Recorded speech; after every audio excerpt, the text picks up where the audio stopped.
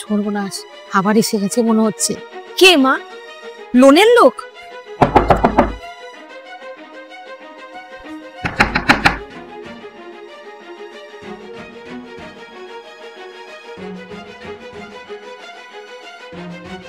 কি ব্যাপার বলুন তো, দরজা খুলতে এতক্ষণ লাগে? আজকেও কি টাকা দেওয়ার ইচ্ছা নেই নাকি? কতবার আর আসতে হবে শুনি? বাবা, আর কটা দিন সময় দাও। মেয়ের বিয়ের জন্য যে টাকাগুলো রেখেছিলাম সব অসুখে বেরিয়ে গেছে, হাত একদম খালি। আর কটা দিন সময় দাও, দিয়ে দেবো। আরে কি নাটক, কি নাটক, কি নাটক শোনাচ্ছেন আপনারা। হ্যাঁ, দিনের পর দিন টাকা নেই টাকা নেই। আমি সব বিশ্বাস করবো কেন? আপনাদের কাছে টাকা আছে কি নেই? আপনারা যদি আমাকে টাকা না দেন তাহলে তো আমার উপরওয়ালা আমাকে চাপ দেবে। তাদের কাছে তো আমার কথা শুনতে হবে। আমি আজকে এখান থেকে টাকা না নিয়ে যাব না। যেভাবে হোক আজকে আমাকে টাকা দেবেন আপনারা। আপনি এভাবে কথা বলছেন কেন? আমরা তো এখান থেকে কোথাও পালিয়ে যাচ্ছি না। পরিস্থিতিটা বোঝার চেষ্টা করুন একটু। তোরে বাবা, গলার কি আওয়াজ! হ্যাঁ, টাকা নেওয়ার সময় আওয়াজটা ছিল না তো? টাকা নেওয়ার সময় তো খুব আনন্দে টাকা নিয়েছিলেন। আর এখন শোধ করার বেলায় আপনাদের যত নাটক না, হ্যাঁ যত নাটক, আশেপাশের লোক তো সব শুনছে। মান সম্মান আছে? দেখুন, আপনি কিন্তু এবার আমাদের অপমান করছেন। অপমান? আরে এটা তো আপনাদের প্রাপ্য।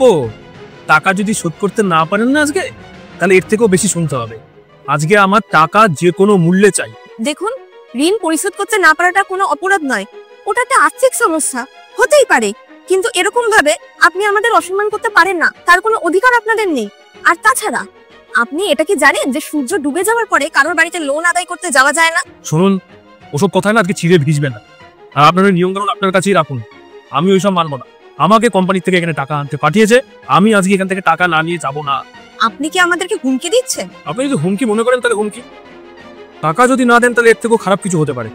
আমি কিন্তু আপনাকে এটাই বলে দিয়ে যাচ্ছি। আর একটা কথা, আপনাদের তো এই বাড়িটা এখনো রয়েছে, টাকা কিভাবে আদায় করতে হয় সে আমাদের ভালো মতন জানা আছে। যথেষ্ট হয়েছে।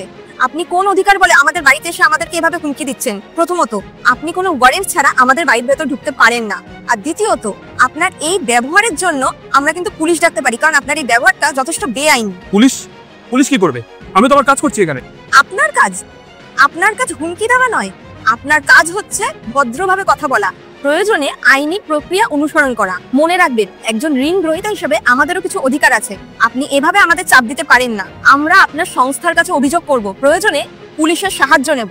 দেখুন, আমি তো শুধু... আপনি এক্ষুনি এখান থেকে চলে যান। আপনার সংস্থা যদি আমাদের সাথে কথা বলতে চায় তাহলে যাতে কোনো পেশাদার এবং দায়িত্বশীল ব্যক্তিকে যাতে পাঠায়, না হলে আমরা কোনো কথা বলবো না।